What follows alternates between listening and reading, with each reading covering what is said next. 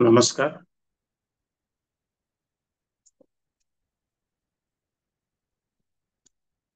आपण सर्वजण साधारणपणे 2 ते 3 आठवड्याच्या अंतराने आज श्री ज्ञानेश्वरी म्हणजेच भगवद्गीतेच्या प्रवचनाकरता जमलो आहोत. आणि आता आपण सध्या 157व्या भागामध्ये आलो आहोत.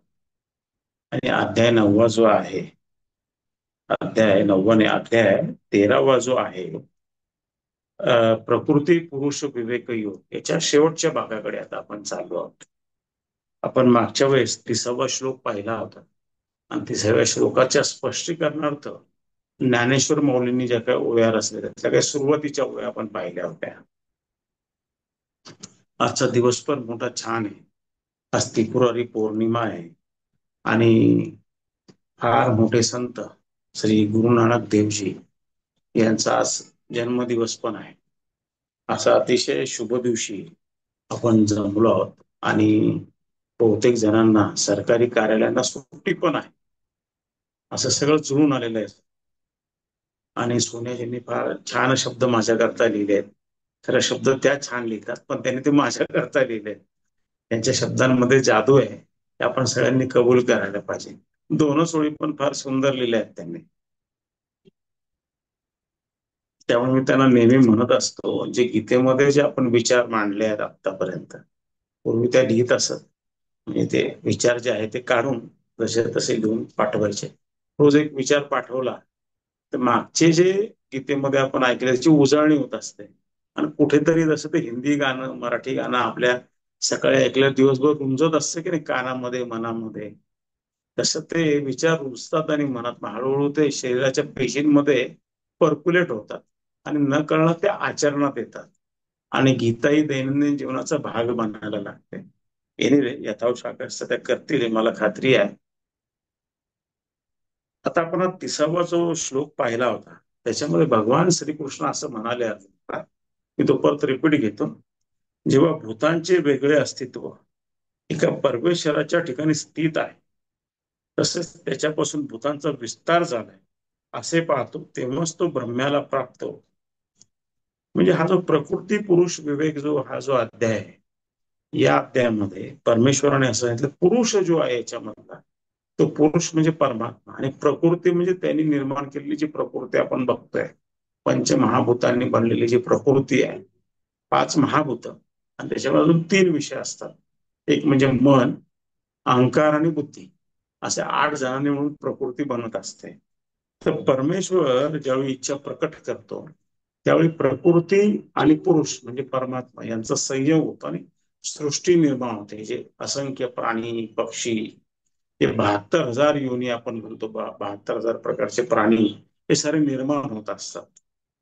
आणि जी जीवित आणि अजीवित सृष्टी पण निर्माण होत असते, त्याला आपण प्रकृती म्हणत असतो. तर ज्यावेळी ही प्रकृती निर्माण होते म्हणजे प्राणी निर्माण होतात, त्या प्राण्यांना इथे गीतेमध्ये भूत म्हटलेली. भूत म्हणजे वेगळ्या प्रकारची प्राणी, माणसं पण आली त्याच्यामध्ये, सगळं काही आलं. तर इथे भगवंत काय म्हणतात की जेव्हा भूतांचे वेगळे अस्तित्व एका परमेश्वराच्या ठिकाणी स्थित आहे, तसेच त्याच्यापासून भूतांचा विस्तार झाला असे जो पाहतो, तेव्हाच तो ब्रह्माला प्राप्त. मी अर्जुनाला हा जो अध्याय समजवता समजवता शेवटाला येताना भगवंत काय म्हणतात, अर्जुन आता तुला समजलंय का मला काय सांगायचं, की मी जो परमात्मा आहे ज्याने ही प्रकृती निर्माण केली, तर प्रकृती सारे काही भूत निर्माण करते, मी निर्माण नाही करत.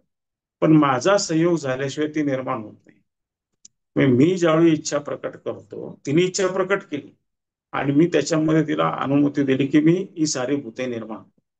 त्यामुळे एखादा योगी माणूस किंवा एखादा भक्त, एखादा परमेश्वराचा शिष्य असं ज्यावेळी बघतो की माझ्या आजूबाजूला दिसणाऱ्या साऱ्या सृष्टीमध्ये सारे जे काही माणसं, पशु, पक्षी, मुंगा, किडी सगळे काही जे दिसतात, त्या सगळ्यामध्ये मीच आहे. म्हणजे परमेश्वरच आहे, एकच आहे, ती वेगळी नाही आणि ती सारी परमेश्वरापासून निर्माण झाली. असं जो समजतो तोच ब्रह्माला म्हणजे परमात्माला पाहतो. त्याला खऱ्या अर्थाने परमात्मा कळालाय असं समजायला पाहिजे. तर प्रश्न असा येतो की दैनंदिन जीवनात वापरायचं कसं. आता तिथे जाण्यापूर्वी आपण ज्ञानेश्वर माऊलींनी काय सांगितलं आहे ते आपण पाहूया. काय म्हणतात माऊली? तर माऊली असं म्हणतात की त्यांनी अगोदरच्या याच्यामध्ये काही उदाहरणं दिले की जसं समुद्रावरती लाटा येतात. काही लाटा छोट्या, काही मोठ्या, काही फार मोठ्या. काही लाटा मोठ्या आहेत, काही छोट्या आहेत. काही माणसांना, पुरुषांना, जहाजांना वाहून नेणाऱ्या असतात काही लाटा, आणि काही छोट्या असतात की जे आपल्याला आनंद देणाऱ्या असतात. पण साऱ्या लाटा सारख्याच असतात, त्यांच्यामध्ये पाणी एकच असतं. तसं सगळ्या प्राणी मात्रांमध्ये एकच परमेश्वर आहे, ज्याला आपण ब्रह्म म्हणतो, तो एकच आहे सगळ्यांनी.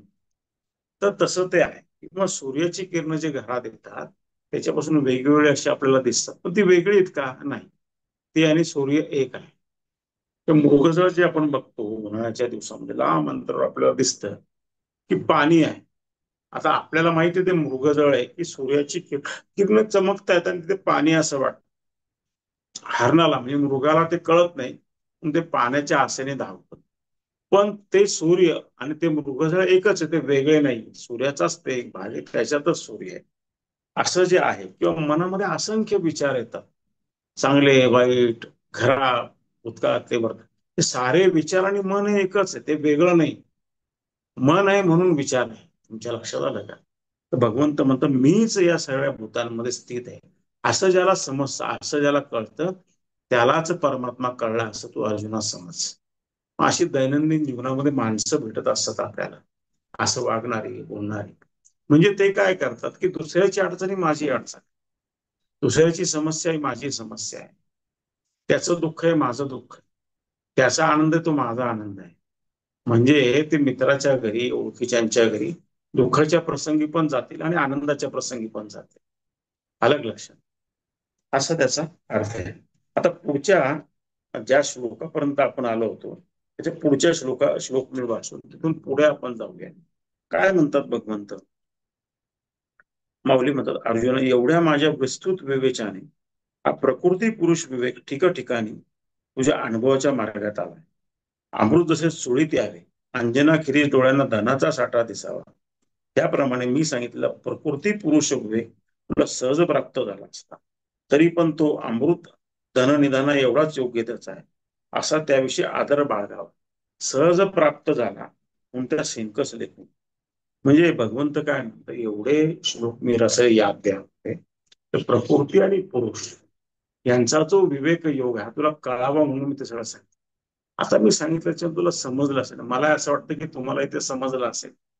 तर हा तुम्हाला समजला आहे, अर्जुना तुला समजला आहे, तर याला तू साधं सुद्धा समजू नको. अमृत मिळणं एखाद्याला, अमृताने काय असतं की माणसाला मरण कधीच येत नाही, किंवा डोळ्यामध्ये अंजन घातलं त्याला गुप्तधन दिसतं असं म्हणतात. हा, तर ते गुप्त धन मिळण्याकरता जे अंजन आणि अमृत यांचं जे एकत्रीकरण केलं, तर ते जे काय आहे त्याच्या एवढाच ते तोला मोलाचं मी तुला हा विवेक योग सांगितलेला आहे. त्याला तू कमी लेखू नको. तर हे दैनंदिन व्यवहारात आपण बघतो, एखादी गोष्ट सहज मिळाली आपल्याला, तिचं फार मोल नसतं आपल्याला. आपल्या घरात एक स्कूटर आहे, अजून एक स्कूटर आहे, अजून एक टू व्हीलर आहे, तर दुर्लक्ष होऊन जातं. नव्याचे 9 दिवस आपण साफ करतो, काही गाडी पडलेली आहे, काही त्याचं मुलांना फार. पण ज्याला गाडीच मिळत नाही त्याला त्या गाडीचं फार महत्व असतं. तुमच्या लक्षात आलं? अशा छोट्या मोठ्या गोष्टीमध्ये आपण बघत असतो दैनंदिन जीवनामध्ये. तर भगवान कृष्ण म्हणतात, अरे तू याला कमी लेखू नको, सहज मिळाला आहे का, हे फार महत्वाचं आहे. मग ते पुढे काय सांगतात, अर्जुना थोडे थांब. तर यानंतर प्राप्त झालेल्या ब्रह्म अनुभवांचे अंतःकरणात जे कायम घर बांधायचे ते आत्ताच बांधून माझे भाषण पूर्ण झाल्यानंतर बांध. कारण अद्वैत ब्रह्मा अनुभवात ऐकण्याचा बोलण्याचा व्यवहार बंद पडलेला असतो. तर अर्जुन आता तू याच्याहून काय अनुमत बनू नको, थोडा थांब झाला. तू आता काय कर, तुला अजून काही सांगतो ते तू शांत चित्ताने काय ऐक, तर साऱ्या शरीराचे कान कर, अवधान दे, मी सांगतो ते ऐक, आणि मग तू ठरव. कारण की तू अद्वैत अनुभव कसा आहे म्हणाले, तो जेव्हा आपण ऐकायला जातो त्यावेळी कोण सांगतं आणि कोण ऐकतो असं दोन लोक राहत नाही. अद्वैत अवस्था असते, आपणच तो होऊन गेलेला असतो. तो आणि आपण वेगळे नसतो, परमात्मा आपण आम्ही वेगळे नसतो, एक असतो. ज्यावेळी परमेश्वराची प्राप्ती होते किंवा अद्वैत अवस्था येते, त्यावेळी काय होतं, त्याच्या सुरुवातीला काय असतं, मी परमेश्वर आहे, नंतर मी निघून जातो, परमेश्वर आहे, नंतर आहे पण निघून फक्त परमेश्वर आहे. तर ती जी ऐकवेत अवस्था आहे त्या अवस्थेमध्ये ऐकणारा आणि सांगणारा असे दोघं नसतातच. तर थोडं थांब, मी तुला अजून काही सांगतो, पण साऱ्या शरीराचे कान कर आणि नीट आहे. तर तुम्ही हे बघा की कृष्ण हा किती चांगला गुरु होता. अलग लक्षात, किती सुंदर गुरु होता, किती शिष्याला सांगताय लक्ष द्या आणि नीट आहे. आणि त्यांचाच जो पुनर्जन्म म्हणजे ज्ञानेश्वर माऊली, त्यांनीच सांगितलेलं तत्वज्ञान ते सांगायला परत आले, फक्त मराठी भाषेमध्ये सांगितलं. थोडाच त्याचा अर्थ ते परत ते विस्ताराने सांगताय. ते श्लोक एका वेळेस सांगितले, 700 श्लोक, ते आता एकेका श्लोकाकरता 50-50, 40-40 ओव्या असतात. आता नसेल बाबांना समजत, मध्ये फार वर्ष गेले, 5000 वर्ष. मी तुम्हाला परत समजून सांगतो आणि ते परत समज. ते आता काय म्हणतात, ते म्हणतात ऐक अर्जुन, ज्या एक दोन गंभीर गोष्टी बोलण्याच्या राहिल्या आहेत त्या मी बोलणार आहे, तू तुझ्या मनाला अवधानाचे तारण दे, मग ते घे. तर मी एक दोन गंभीर गोष्टी तुला सांगतो, तू सारा चित्त देऊन ऐक, जरा लक्ष दे माझ्याकडे, असे भगवंताने म्हटले आणि बोलण्यास आरंभ केला. तेव्हा अर्जुन आपले सर्वांग अवधानाचेच करून दिले. आता भगवंताने असं म्हटल्यानंतर अर्जुन एकदम सावरून बसला आणि त्याने ऐकायला लक्ष दिलं तिकडे. आता पुढचा श्लोक, तर माऊलीची ट्रिक आहे. माऊली काय करतात, या श्लोकाच्या शेवटी असं काही गोडी लावतात आपल्याला की पुढचं आपण म्हणतो सगळं काम सोडून हे ऐकलंच पाहिजे. तुमच्यापैकी कोणाला जायचं असेल किचन मध्ये, काही शिट्टी वाजत असेल, चहा प्यायचं, तर म्हणतो नको बाबा, हे ऐकलेलं बरं. त्या माऊलींच्या आयडिया आहेत बघा, किती सुंदर त्यांनी ज्ञान आहे. म्हणजे त्यावेळी ज्यावेळी त्यांनी सांगितली 700 वर्षापूर्वी नगर जिल्ह्यामध्ये खांबाला टेकून बसले होते ते, त्यावेळी त्या श्रोत्यांची काय अवस्था झाली असेल तुम्ही एक तेजपुंज पुरुष जो साक्षात भगवान विष्णूंचा अवतार आहे तो समोर बसलेला आहे आणि त्याच्या शेजारी त्यांचे गुरु साक्षात भगवान शंकर जे म्हणजे निवृत्ती देव होते ते बसलेले आहे. त्याच्या बाजूला आदिमाया म्हणजे ज्यांची लहान बहीण होती ती बसलेली आहे. आणि सोपान देवासारखा बाजू साक्षात ब्रह्मदेवाचा अवतार होता तो असे बसलेले असताना ते ऐकायचं, म्हणजे काय त्या श्रोत्यांचं भाग्य असेल तुम्ही मला सांगा. आता पुढच्या श्लोकामध्ये भगवंत काय म्हणता 31व्या श्लोकामध्ये, त्यानंतर अनादि निर्गुण असल्यामुळे अविनाशी असलेला हा परमात्मा शरीरात असूनही परमात्मात काही करीत नाही आणि व्यवहारात काही करीत असला तरी देखील परमात्मात त्या फलाने अलिप्त होत. आता एक गूढ रहस्य सांगितलंय भगवंत. ते काय, अनादि म्हणजे अनंत काळापासून, किती काळ लोटला ते काही सांगतात, अनादि मोजू शकत नाही असा तो परमात्मा अनंत काळापासून आहे. आणि कसं निर्गुण आहे, त्याला कुठलेच गुण नाही त्याच्यामध्ये. तो चांगला आहे, वाईट आहे, मध्यम आहे, असा आहे, तसा आहे, लहान मोठा आहे, त्याचा असं, तो निर्गुण निराकार आहे. असा परमात्मा कसा अविनाशी आहे, त्याचा कधी नाश होतो, अविनाशी येतो. आणि हा प्रत्येकाच्या शरीरात आहे. हा प्रत्येकात शरीर कसं निर्माण होतं, प्रकृतीपासून निर्माण होतं. प्रकृती कशापासून निर्माण झाली, पंचमहाभूते मन बुद्धी आणि अहंकार या 8 अंगांनी प्रकृती निर्माण झाली. ती कधी निर्माण करते शरीर, तर परमात्म्याचं तिचं मिलन होतं त्यावेळी ते निर्माण होतं. अलग लक्षात, म्हणजे प्रत्यक्षामध्ये काय होतं माहिती का, आता स्त्री पुरुषांचा जर आपण विचार केला तर त्याच्यामध्ये असं घडतं, एक स्त्री आणि एक पुरुष यांच्यामध्ये ज्यावेळी मिलन होतं त्यावेळी त्याचे शुक्राणू आणि त्या स्त्रीचे हे कण यांचं एकत्रीकरण होतं. मग तो आत्मा कसा प्रवेश करतो माहितीये का त्याच्यामध्ये, या दोघांच्यामुळे तर शरीर धारण होईल गोष्ट खरी आहे. पण ज्या आत्म्याला त्या शरीरामध्ये प्रवेश करायचा असतो नवीन, तो वर असतो कुठल्या तरी लोकात, परमेश्वराची परवानगी घेऊन त्यांचा बालक बनण्याकरता तो पावसाच्या पाण्यामध्ये जातो. पाऊस पडतो, ते पाणी खाली येतं, ते मातीत मिसळतं, ते वनस्पतीमध्ये जातं, फूल वनस्पती किंवा फळांमध्ये, आणि ते त्या स्त्रीच्याकडून खाल्लं जातं किंवा पुरुषाकडून खाल्लं, आणि मग ते शरीरामध्ये तो घुसतो. अशी ती प्रत्यक्षामध्ये प्रक्रिया आहे. मला वाटतं आपण 7व्या का 8व्या अध्यायामध्ये ते पाहिलेलं आहे, तुम्हाला आठवतं की नाही मला माहिती नाही. तर असा परमात्मा शरीरात असून तो प्रत्यक्षामध्ये परमार्थामध्ये काही करतो, शरीरात जरी आला तो काही करतो, त्याच्या साक्षी भावने त्याच्या सत्तेनुसार सगळं काही चालू असतं. मग तो कशामध्ये लिप्त आहे का, तर भगवान कृष्ण म्हणतो तो कशामध्येच नाही, तो शरीरामध्ये आहे पण तो कुठल्याही व्यवहारामध्ये नाही, त्यांच्यापासून तो अलिप्त आहे. तो कसा आहे, निर्गुण निराकार आहे. तुम्ही चांगलं काम करा, वाईट काम करा, मी इथे माझा बसलेलो आहे शरीरामध्ये. तुम्हाला जे तुम्ही चांगलं काम केलं चांगली फळं बघा, वाईट काम केलं वाईट. मी फक्त लोक काय म्हणतात, काय परमात्मा रागवला हो त्यांच्यावरती, अहो त्यांच्या घरात काय असं, अरे संकट आली कर्मानुसार आलेली संकट, वाईट कर्माची वाईट फळं, चांगल्या कर्माची चांगली फळं. आणि ती जी फळं असतात, व्यवहार जो काही शरीर करत असतं त्याची जी फळं असतात त्या फळाच्या बाबतीत पण तो निरपेक्ष असतो. तो तो मला काही करायचं नाही, माझ्या सत्ता स्फूर्तीद्वारे हे सगळं चाललेलं आहे. मी या सगळ्यापासून अलिप्त आहे, मी प्रकृतीपासून अलिप्त, पण माझ्याशिवाय माझं मिलन झाल्याशिवाय प्रकृतीमधून भूत निर्माण होत नाही, म्हणजे नवीन शरीर निर्माण होत नाही. झाड असेल, वनस्पती असेल, प्राणी असेल, जे काय असेल ते.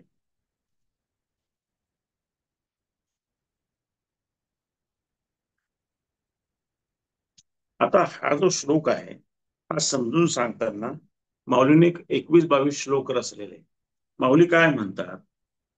माऊली म्हणतात, सूर्य पाण्यात प्रतिबिंबित झालेला दिसला तर तो पाण्याने ओला होत नाही. परमात्मा म्हणून ज्यास म्हणतात तो प्रकृतीत असू नये, प्रकृतीच्या गुणांनी अलिप्त हो, अशा स्वरूपाचा तो आहे असे म्हण. हे माऊली काय म्हणतात की आता हे समजायचं कसं?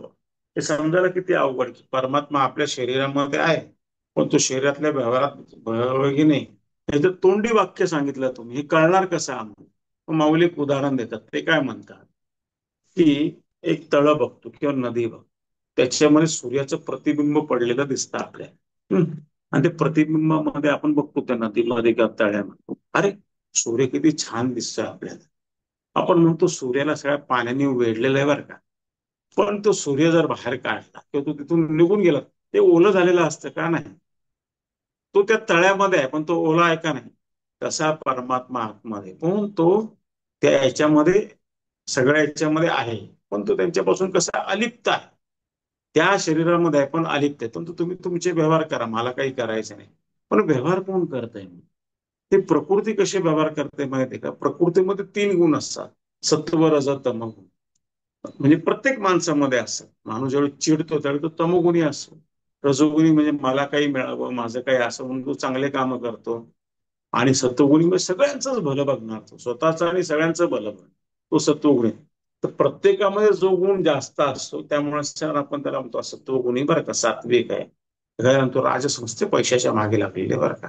त्याला आपण काय म्हणतो नुसते वेड्यासारखे वागतात बरं का हे लोक, इतके बाह्य ते जरा मुंड प्रवृत्तीचे आहे बरं का. पण काहींमध्ये तिघांचं ज्याचं जे कॉम्बिनेशन जास्त त्याप्रमाणे आपण त्याचा स्वभाव ओळखतो. तर हे जे गुण असतात ना, प्रकृतीचे गुण आहे, परमात्म्याचे गुण नाही. परमात्मा कसा आहे, शुद्ध आहे, विमल आहे. पण प्रकृतीमध्ये हे गुण असल्यामुळे प्रकृती वेगवेगळे काम करते.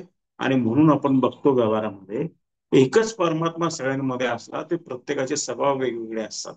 प्रत्येक माणसाचं वागणं बोलणं वेगळं असतं. आणि ज्या गुणाला आपण प्राधान्य देऊ तसा माणूस बनतो. म्हणजे एखाद्याला वाईट संगत मिळाली की तो वाईट बनतो, चांगली संगत मिळाली चांगला बनतो.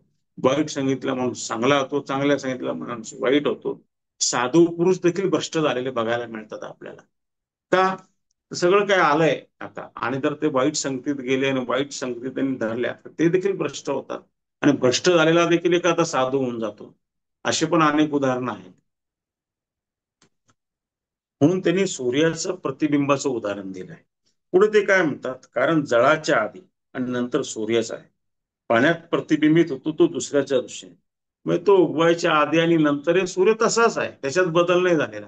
आपल्याला पाण्यात दिसतोय तो, पण प्रत्यक्ष तो आहे तसाच आहे. त्याच्या सानिध्यामध्ये सृष्टीमध्ये सारे व्यवहार होत असतात. पानं फुलं उगवतात, पण सूर्य काही करतो का येऊन? तो काही नाही करत. तो तुम्ही आलोय, सगळं काही सगळ्यांचं चालू आहे, पण मी काही करतोय का? मी काही करत नाही. मी माझ्या ठिकाणी स्थित आहे. तसा परमात्मा आपल्यामध्ये स्थित आहे. पुढे ते काय म्हणतात, त्याप्रमाणे आत्मा देहात जे म्हटले जाते ते काही खरे नाही. तर आत्मा जिथे आहे तिथेच आहे, म्हणजे आत्मा म्हणजेच परमात्मा तो त्याच्या जागी आहे. पण देहामध्ये काय होतं, त्याचं प्रतिबिंब जे आहे, त्याची जी आधी सत्ता आहे त्यानुसार तो देह बनले, तो त्या देहामध्ये राहून सारी कामं करतो. तो म्हटला तर आहे, म्हटला तर नाही. त्याच्या सत्तेनुसार सारी कामं चालतात, कोणाच्या आत्म्याच्या सत्तेनुसार सारी कामं चालतात. पुढे ते म्हणतात, आरशात मुख बिंबले असतात त्यास प्रतिबिंब असे आपण म्हणतो. त्याप्रमाणे देहात आत्मतत्व प्रतिबिंब रूपाने असते. म्हणजे आरशात आपण आपलं मुख पाहिलं तर आपल्याला आपलंच प्रतिबिंब दिसतं. त्याप्रमाणे देहामध्ये आत्म्याचं प्रतिबिंब पडलेलं असतं, त्याची ती सत्ता असते. त्या सत्तेनुसार सारं कार्य होतं. तसं साधं व्यवहारातलं उदाहरण सांगायचं तर आपल्या देशाचे जे पंतप्रधान आहेत ते पंतप्रधान काय म्हणतात, मी एक हुकूम काढला, अमुक एक जीएसटी लावला, कमी केला किंवा सगळे लोक तो जीएसटी भरतात. ते स्वतः भरतात का? नाही. भरतात कोण? लोक भरतात. मग सत्ता कोणाची आहे? त्यांची. ते रोज येऊन तुमच्या घरी काही काम करतात का? नाही करत. पण त्यांच्या सत्ता अधिष्ठानाने तो देश चालत असतो. तसं ते आत्म्याच्या अधिष्ठानाने शरीर चालत असतं. आत्म्याची आणि देहाची भेट होते, बोलणे निरर्थक आहे. वारा आणि वाळू यांची गाठ बांधणे कसे काय आहे? आग आणि कापूस यांना कोणत्या दोऱ्यात एकत्र गुंतता येईल? आकाश आणि पाषाण यांचा सांधा कसा जोडता येईल? म्हणजे माऊली काय म्हणतात की आत्म्याची आणि देहाची भेट होते असं कशाला म्हणायला पाहिजे? आत्म्याची सत्ता देहात असते आणि म्हणून देह त्या सत्तेनुसार चालतो, वागतो, फिरतो, बोलतो. आत्म्याची सत्ता गेली की देह निश्चेष्ट होऊन जातो, ते मरण येतं असं आपण म्हणतो. तर ते म्हणतात वारा आणि वाळू यांची गाठ बांधता येईल का? वाळू घेतली आणि वाळूला वाऱ्याच्या गाठीमध्ये बांधलं, असं शक्य का कधी? तसंही शक्य नाही, माऊली म्हणतात. किंवा कापूस आणि आग यांना एकत्र करता येईल का? कापूस जळूनच जाईल ना निश्चितपणे. ते एकत्र करता येणार नाही असं ते सांगतात. किंवा दोघांना एकत्र दोऱ्याने बांधता येईल का? एक आगीचा गोळा घेतला आणि कापसाचा गोळा घेतला, दोघांना ओढता येईल का एका दोऱ्यात? नाही ओढता येत. तसा तो प्रकार आहे. तसंच आकाश आणि पाषाण म्हणजे डोंगर यांची कुठे सांधाचं कुठे शोधता येईल का? नाही शोधता येणार, का ते एकामेकामध्ये मिक्स आहे. ते अजून एक उदाहरण येतं. एक माणूस पूर्वेकडे निघाला आणि एक माणूस पश्चिमेकडे निघाला, एक पूर्वेला निघाला, एक पश्चिम. त्या दोघांना एकत्र आणता येईल का? नाही, का ते दोन्ही वेगळ्या दिशेला जाणार आहे. तसं ते प्रत्यक्षामध्ये त्यांच्या भेटीसारखा देह आणि आत्मा यांचा संबंध. आत्म्याची सत्ताही देहामध्ये चालत असते, हे आपण समजून घ्यायला पाहिजे.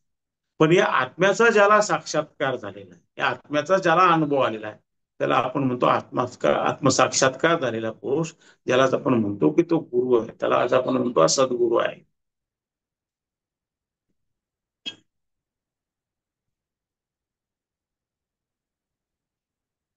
रात्र आणि दिवस, सोने आणि कापूस यात जेवढे अंतर आहे ते असदृश्य आत्मा आणि देहामध्ये.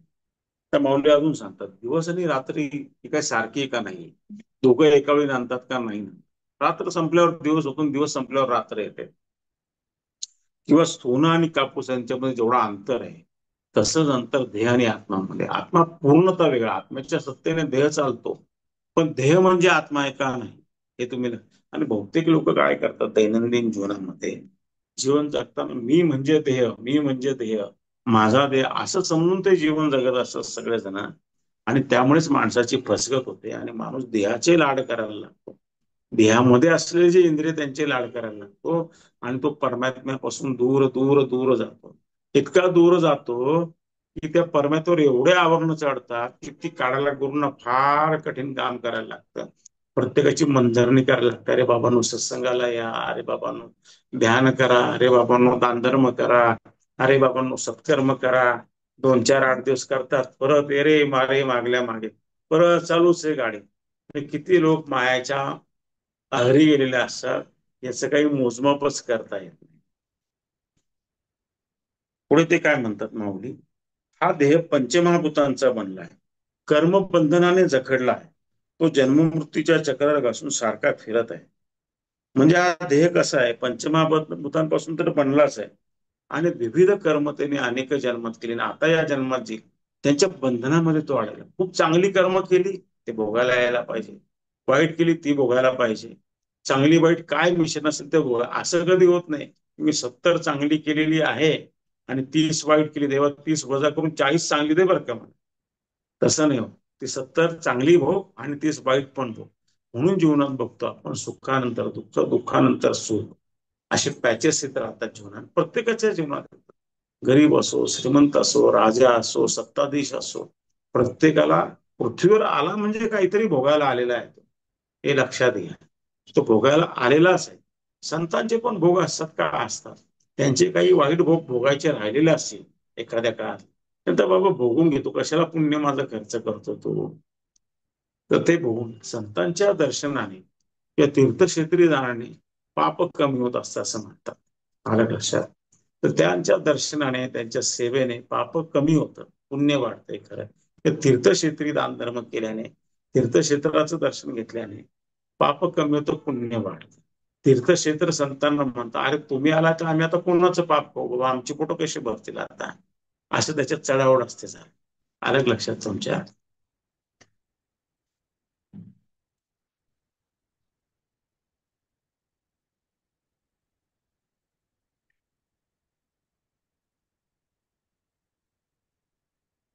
आणि हा देह कसा जन्म मृत्यूच्या चक्रावर घासून घासून फिरतोय. जन्म घेतो परत मृत्यू, जन्म घेतो परत मृत्यू. तर मध्ये काही कर्म करतो, ती भोगायला येतो जातो, चालूच राहतं ते चक्र. ही देहरूपी लोण्याची लहान गोळी काळरूपी अग्नीच्या कुंडात घातली आहे. ते माशी आपले पंख फडफड करते तितक्या वेळ देह संपत. ते देह येतो जातो, येतो जातो, येतो जातो. काही देह तर असे येतात जन्माला लगेच जातात. बालक आलं जन्माला 2-4 दिवसातच निघून जातात. तर तेवढ्या पुरता भोग असतो त्याचा. जन्माला यायचा आहे, पुढे दिवस राहिलेला आहे भोग, भोगाचा भोगितला निघून गेला. काही अनेक काळ राहतात. प्रत्येकाचं जसं प्रारब्ध आहे त्याप्रमाणे तो करतो. हा देह विश्वात पडला तर राख होऊन उडून जातो आणि कुत्र्याच्या हाती पडला तर विष्ठा होईल आणि या दोन्ही गोष्टी टळल्या तर किड्यांची रास होईल. एकूण पाहता अर्जुन याचा कसाही परिणाम झाला तर तो किळसवानाचा आहे, अशी या देहाची कथा आहे. परंतु आत्मा तर असा आहे की तो अनादी असल्याने शाश्वत व स्वयंपूर्ण आहे. आता माऊली काय सांगतात की हा जो देह आहे माणसाचा किंवा प्राण्यांचा देह जो आहे, हा देह कसा आहे की ज्यावेळी आत्मा या देहाला सोडून जातो, या देहाला जाळला, त्याची राख होऊन जाते लगेच. थोडा मोठा ते राख होतो, काहीच कोणी बोललाच नसतं. ज्यावेळी एखाद्याच्या घरात एखादा माणूस जातो आणि मग त्याला ज्यावेळी स्मशानामध्ये पोचून येतं, त्या घरामध्ये एकदम पोकळ की राख म्हणून ते काही मनुष्य परत निर्माण होत नाही. ते म्हणतात अरे हा काल तो त्या असतं नाहीये. 7 दिवसापूर्वी बोलत होते लोक, म्हणतात आम्हाला तर परवा भेटले, किती छान गप्पा मारल्या, आम्ही फिरायला गेलो, आज ते गेले, उद्या बघतो ते नाहीच आता आपल्यामध्ये. देहाची राखच होऊन जाते. त्या देहाचा काय भरोसा. आणि हा देह असंच रस्त्यामध्ये पडून राहिला, कोणाच्या लक्षात आला नाही तर कुत्रे मांजर त्याला खाऊन घेतात आणि त्यांच्या पोटातून त्याची विष्ठा बाहेर पडते. इतक्या देहाची पंचायत होऊन जाते. आणि तेही नाही झालं, ते किड्या मुंगे त्या देहाला खाऊन घेतात. एखादा देह जर सापडलाच नाही, कुठे पडून राहिला जंगलामध्ये, तर किड्या मुंग्या खाऊन. तर असे देहाचा असा हा देह हा किळसवान आहे असं माऊली टोकाची भूमिका घेतात. जिवंत असेपर्यंत सगळेजण त्याला सजवतच असतात, रोज सजवतात देहाला, असं सजव तसं सजव. परंतु या देहामध्ये राहणारा आत्मा आहे, तो कसा आहे, तो कसा आहे, तो अनादी आहे, अनंत काळापासून आहे. आणि तो कसं शाश्वत आहे, ते कायम आहे. कसं आहे, शाश्वत आहे, कायम आहे. आणि कसं आहे, स्वयंपूर्ण आहे. तो स्वतःच पूर्ण आहे. एकदा का त्याची गोडी चाकली ना, त्या आत्म्याचा आपल्याला अनुभव आला, ध्यानात आला, नामस्मरणामध्ये आला, चांगल्या कर्मामध्ये त्याचा अनुभव येतो. जेव्हा आपण दानधर्म, निरपेक्ष भावना, जेव्हा त्याचा तो अनुभव येतो ना आपल्याला, तेव्हा त्याच्या पुढे सारं फिकं वाटायला लागतं. सत्ता, संपत्ती, पैसा सारं फिकं. ती एकदा गोडी चाकली, अमृताची चाकली तुम्ही, की मग तुमच्या लक्षात येतं की या साऱ्या गोष्टी पदार्थ आहे, याच्यामध्ये काही अर्थ नाही. आणि संतांना ते अनुभव आल्या असल्यामुळे त्यांचा संसारातला रस कमी झालेला असतो. पण तरी ते संसारामध्ये का राहतात, कारण परमात्मा सकाळ दुपार संध्याकाळ आठवून देतो त्यांना. अरे तुला तर अवताराचं कार्य करायला पाठवलंय, खाली गेला आणि काय चाललंय, काम कर बाबा आपलं, ज्या काम करता येईल तो उपदेश कर, सगळ्यांना ते सांग तू. आणि सातत्याने ते त्यांच्याकडून काम करून घेत राहतात. तो आत्मा निर्गुणपणामुळे काळासहित नाही आणि काळाचे त्याला बंधन नाही. तो अक्रिय नाही आणि सक्रिय नाही, बारीक नाही किंवा जाड नाही. आता आत्मा कसा हा निर्गुण निराकार आहे. तो त्याला काळाचं बंधन आहे का, म्हटलं तर आहे, म्हटलं तर नाही. तो कसा आहे, जाड आहे का, लठ्ठ आहे का, बारीक आहे, तो कसाच नाही. त्याला जर तुम्ही त्याचं विश्लेषण नाही करू शकत, तो विश्लेषणाच्या परी आहे, हे सगळ्यांच्या पलीकडे तो आहे. तो कसा आहे, संपूर्ण आहे, निराकार आहे, निर्गुण आहे. त्याचा प्रत्यक्ष अनुभव घेतल्यानेच तो समजतो. त्याचं वर्णन नाही करता येत. अलग लक्षात, त्याचं वर्णन नाही करतात. आत्मा अरूप असल्याने तो दृश्य नाही किंवा अदृश्य नाही, थोडा नाही किंवा तो अरूप आहे, त्याला कुठलंच रूप नाही. तो एवढा आहे का, इतका का, असं काही त्याचं वर्णन नाही करता येत. त्या आत्म्याचं कुठलंही वर्णन करता येत नाही. तो थोडा आहे का पुष्कळ असं पण सांगता येत. तो रिकामा आहे का भरलेला असं पण सांगता येत नाही. तो विशेषत्व त्याला काही आहे का, का विशेषत्व नाही असं पण सांगता येत नाही. तो साकार पण नाही आणि निराकार पण नाही. तो सर्वांचा असल्याने अनुकूल विषयजन्य आनंद रूप नाही किंवा प्रतिकूल विषयजन्य आनंद भावरूप नाही. तो एक नाही, तो नाना प्रकारचा नाही, तो मुक्त नाही किंवा बंध नाही.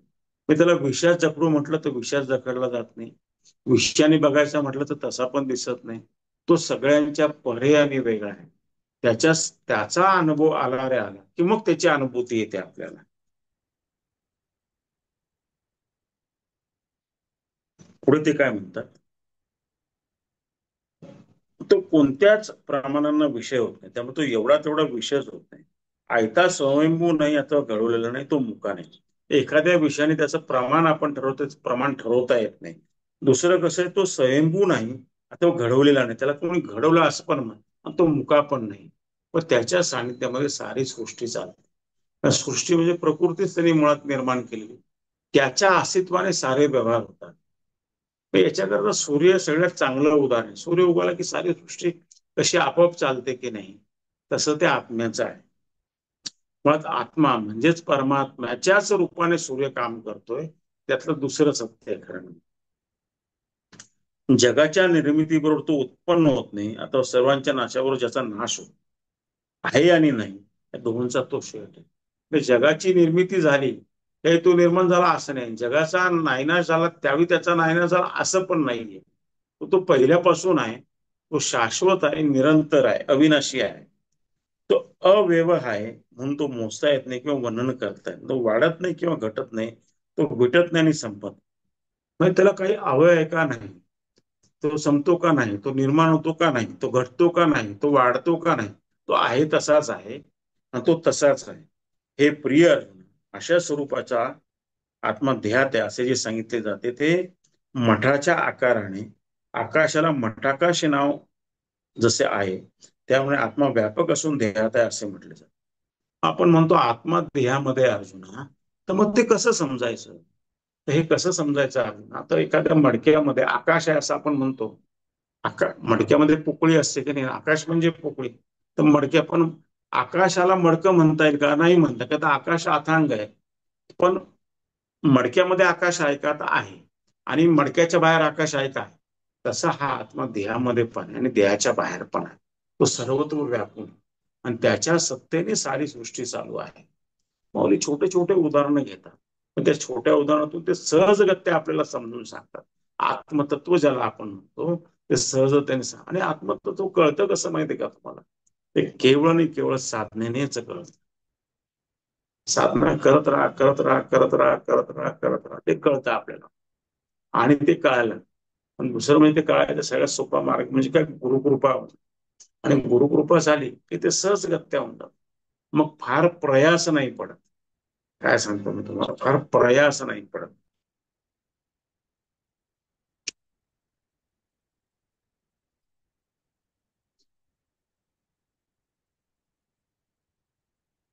तर आपण जे मग पाहिलं की मठाचं म्हणजे मडक्याचं उदाहरण माऊलींनी दिलंय की त्या आतमध्ये पण आकाश आहे आणि बाहेर पण आकाश आहे. तसा आत्मा हा आतमध्ये पण सर्वत्र तो व्यापून आहे. आता पुढे ते काय म्हणतात, त्या आत्म्याच्या सर्वत्र अनुवृत्त असलेल्या अधिष्ठानावर देहाच्या आकार उत्पन्न होतात आणि संपत. हे अर्जुना, वस्तुस्थितीने तो आत्मा देहाला घेत नाही आणि टाकीत नाही, तो जसाच्या तसंच असतो. या आत्म्याची जी सर्वत्र सत्ता पसरलेली त्या सत्तेमुळे देह निर्माण होतात आणि देह विलीन होतात. प्रत्यक्षात आत्मा काही करत नाही, जो आहे तसाच तो असतो. आणि परमात्मा कसा आहे तसा. आत्मा आणि परमात्मा एकच. आत्मा, परमात्मा, परब्रह्म हे सारे समानार्थी शब्द आहेत. आत्म्याची जी शक्ती त्याला कुंडलिनी शक्ती म्हणतो आपण. आलं लक्षात? हे सारे समानार्थी शब्द आहेत. दिवस रात्र जशी होतात आणि जातात तशीच आत्म्याच्या सत्तेने शरीर होतात आणि मावळतात. म्हणून तो या देहात आयताही आयातही म्हणजे स्वतः सिद्ध जरी आहे तरी पण कोणाकडून काही करवीत नाही आणि करीतही नाही. आयते पुढे आले कर्म करण्यास तो समजत नाही. म्हणजे जसं दिवस आणि रात्र, दिवसामागून रात्र येते, रात्रीनंतर दिवस येतो. सोमवार गेला, मंगळवार गेला, दिवाळी गेली, दसरा गेला, हिवाळा येईल, मग पावसाळा येईल, चालूच राहतं चक्र. तसं शरीर येतात आणि जातात, पण आत्मा म्हणजे परमात्मा आपल्या ठिकाणी स्थित आहे. आणि आलेलं कुठलंही कर्म समोर तो करायचंही जाणत नाही, काहीच नाही, त्याच्या सत्तेने मात्र सगळं काही चालू असतं. हे आपण याच्यामध्ये लक्षात घ्या.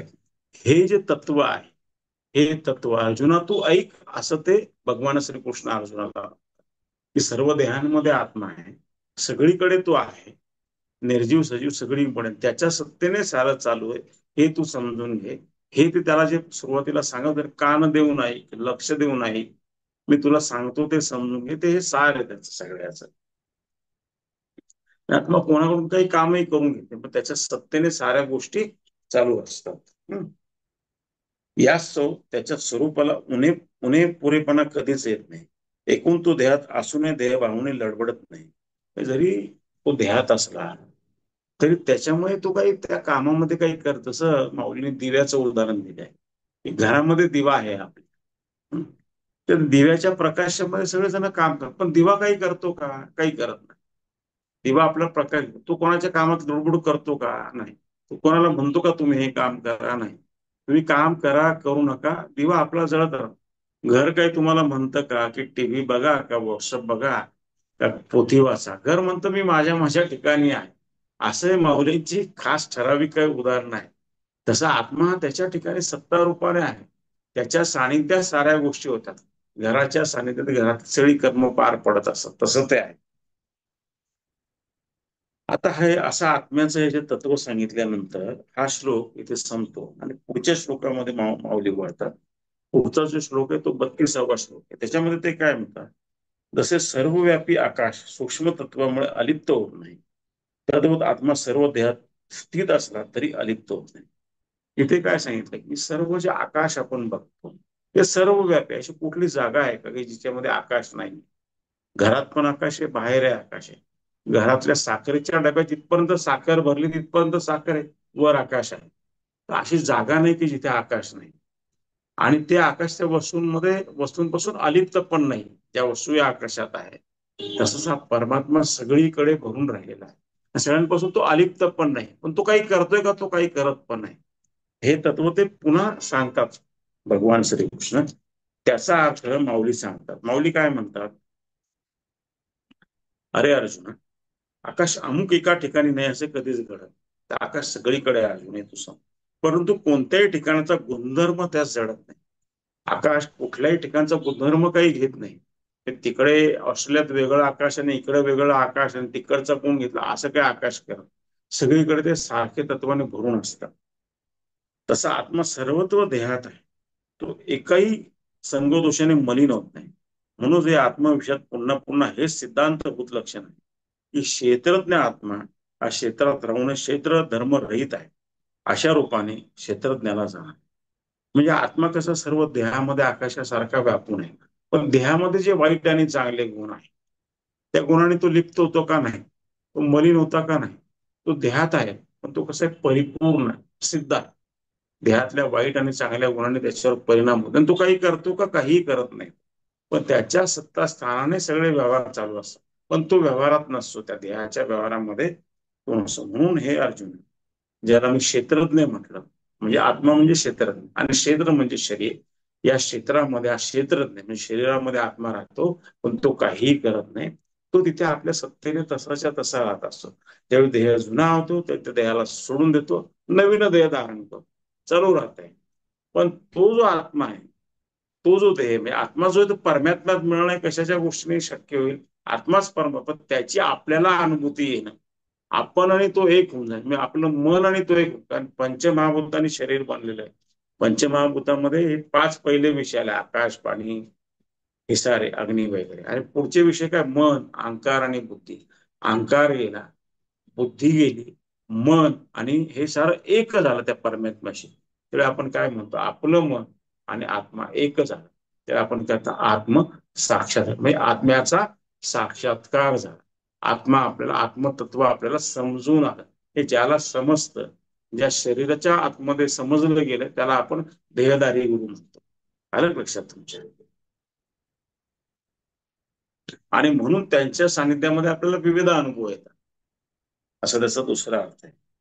आता हे पुढे काय म्हणतात? पुढचा एक श्लोक आहे, 33वा श्लोक. त्याच्यामध्ये म्हणतात अर्जुन श्रीकृष्णाला म्हणतात, हे भारता, जसं एकटा सूर्य या सर्व विश्वाला प्रकाशित करतो, त्याप्रमाणे एकटा क्षेत्रज्ञ आत्मा सर्व क्षेत्राला प्रकाशित करतो. आता तुला अजून अर्जुन विस्ताराने सांग की जसा एकटा सूर्य साऱ्या जगाला प्रकाशित करतो, तसा हा क्षेत्रज्ञ म्हणजे आत्मा साऱ्या शरीराला प्रकाशित करतो.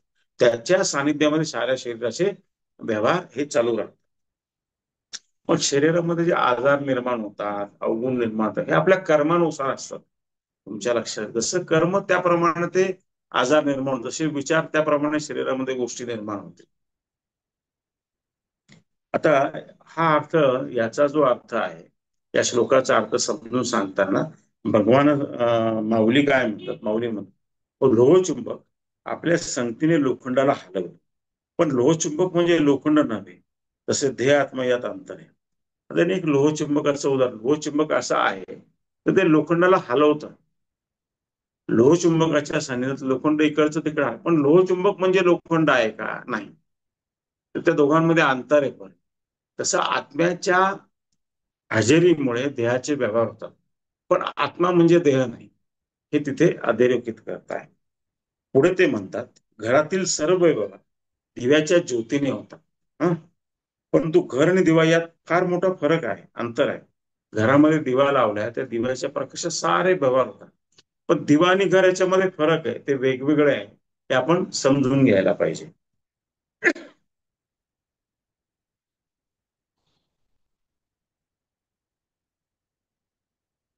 पुढे ते म्हणतात लाकडात अग्नी असतो. हं? परंतु अग्नी म्हणजे लाकूड नाही, या दृष्टीने त्या क्षेत्राचा विचार केला पाहिजे. आता लाकूड जर आपण पेटवलं, छोटी काडी लावून लाकडाला लावली तर मोठा ओंडका असतो, त्याची मोठी आग तयार होते. आपल्याला काय कळतं की या ओंडक्यामध्ये, या लाकडामध्ये अग्नी आहे बरं. पण ज्यावेळी एखादा अग्नी येतो, त्याचं आपल्याला लाकूड बनवता येतं का? नाही. त्या अग्नी हे लाकूड नाही, पण लाकडामध्ये अग्नी आहे. तसं देहामध्ये आत्मा आहे आणि तो आत्मा सारे काम करून घेत असतो. आकाश आणि ढग, आकाश आणि ढग याच्यामध्ये फरक आहे. आकाशामध्ये ढग येतात आणि निघून जातात. काही पाण्यावाले असतात, काही बिना पाण्याचे असतात. तर सूर्य आणि मृगजळ यात जो फरक आहे, हे मृगजळ हे सूर्यापासूनच बनतं. पण मृगजळ म्हणजे सूर्य नव्हे, ते एकमेकापासून वेगळे आहे.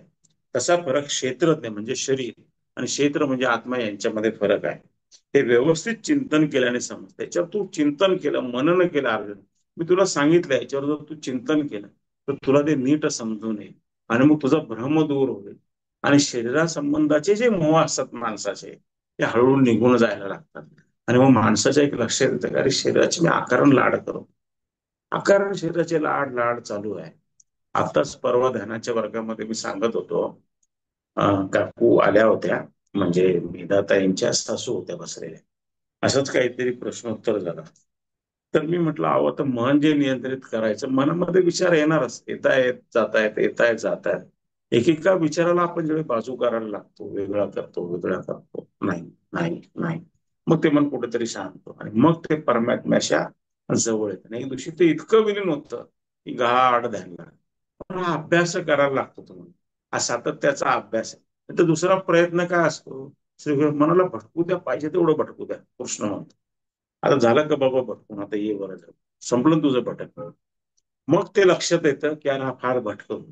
पण त्याचा दुसरा एक प्रयोग तुम्ही कसा करू शकता माहितीये का मनाचा, तुम्ही आता घरात काम करताय, आपल्या मनाकडे बघा. तुम्ही तेव्हा तुम्ही स्वयंपाक करताय, आपल्या मनाकडे बघा. आता मी पोळ्या बनवते आता अलीकडे बायका पोळ्या बनवत नाही, पोळीवाली बाई बनवते. पण काहीतरी काम करताय समजा तुम्ही, तर तुम्ही मनाकडे बघा. तुमच्या लक्षात, अरे मन तर माझं तिकडे गोव्याला गेलेलं आहे, माझं मन तर दिल्लीला गेलेलं आहे, माझं मन तर भूतकाळात गेलेलं आहे. मग लक्षात आलं काय कारण आहे मनाने इकडे जायचं. चला आवरा म्हणलं आणि आता वर्तमान काळावर लक्ष देऊ आपण, कामावरती लक्ष देऊ. गांधीजी हे करायचे बरं का, एकाग्रता होते त्यांची, आताच्या कामामध्ये मन ठेवायचे, दुसरं काही नाही करा. तर ते काम त्यांना समजून यायचं, ते काम फार चांगलं व्हायचं. आता तुम्ही मनात मनात मन दरवेळी मनाचा आता कुठे माझं मन, अरे हा तिकडे, आणि परत आणलं त्याला जाय, आता कुठे मन आणलं तिकडे. किंवा काय करायचं, त्या मनाला दुसरा एक उपाय तुम्हाला सांगतो. आता लक्ष आलं, अरे मन तिकडे गेलं, आणलं मनात.